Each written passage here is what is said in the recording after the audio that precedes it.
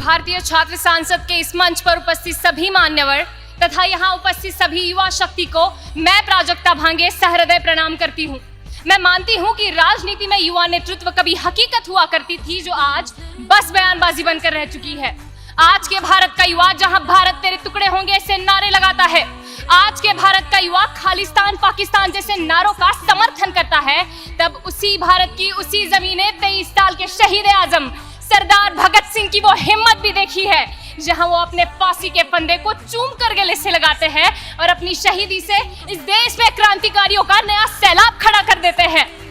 इस देश ने डॉक्टर बाबा साहेब अम्बेडकर के उस जज्बे को भी देखा है, जहां वो संपूर्ण दलित समुदाय को अपने हक की आवाज खुद उठाने की सीख देकर संपूर्ण समाज को आत्मनिर्भर बनाते हैं। इसी भारत की इसी जमीने आयरन लेडी इंदिरा गांधी के उस हौसले को भी देखा है, जिनके व्यक्तित्व की नींव ही क्रांतिकारियों ने रखी थी, जिन्होंने आत्मनिर्भर भारत की पहली सीढ़ी चढ़ने के लिए इस भारत को प्रेरणा दी थी। इतिहास के ऐसे कितने भी पन्ने पलट दिए जाए तो हर एक पन्ने पर एक नया युवा नेतृत्व कौशल्य दिखाई देता है, जिसने भारतीय राजनीति को और भारतीय राजनीति की तरफ देखने वाले हर एक नजरिए को संपूर्णतः बदल कर रख दिया।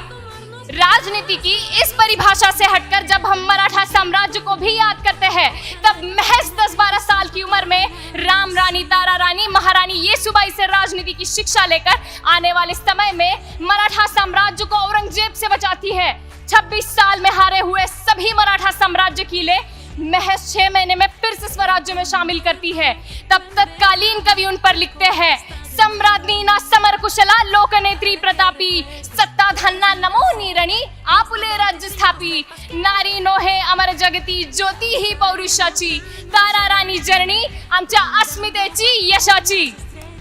उनका ये जज्बा और कम उम्र का नेतृत्व कौशल्य देखकर मैं ये सोचने पर विवश हो जाती हूँ कि राजनीति में युवा नेतृत्व एक अत्यंत ही अटल वास्तविकता है। मगर जब तक हमारे देश का युवा दिल्ली की सड़कों को टायर की कालिख से राख करता रहेगा, जब तक हमारे देश का युवा हिंदू मुसलमान के नाम पर जल रही कट्टरता की आग में झुलसता रहेगा, जब तक हमारे देश का युवा खालिस्तान पाकिस्तान ऐसे नारों का समर्थन करता रहेगा, जब तक हमारे देश का युवा शिक्षा को महत्व देने की बजाय बुर्खा पहनकर आने या ना आने पर भगवे और बुरखे में लड़ाइयां करवाता रहेगा, जब तक शरेआम निर्भया की इज्जत उजड़ जाने पर हमारे देश का युवा हाथों में मोमबत्तियां लेकर सड़कों पर उतरता रहेगा, जब तक हमारे देश का युवा 4 इंच की स्क्रीन पर मणिपुर की सड़कों पर शरेआम उजड़ रही देश की बेटी की इज्जत का चलचित्र बनाकर उसे वायरल करने की फिराक में रहेगा, तब तक युवा नेतृत्व की बात मुझे बस बयानबाजी लगती है।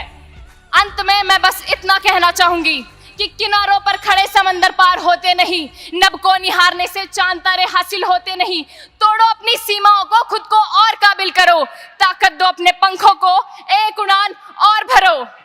धन्यवाद।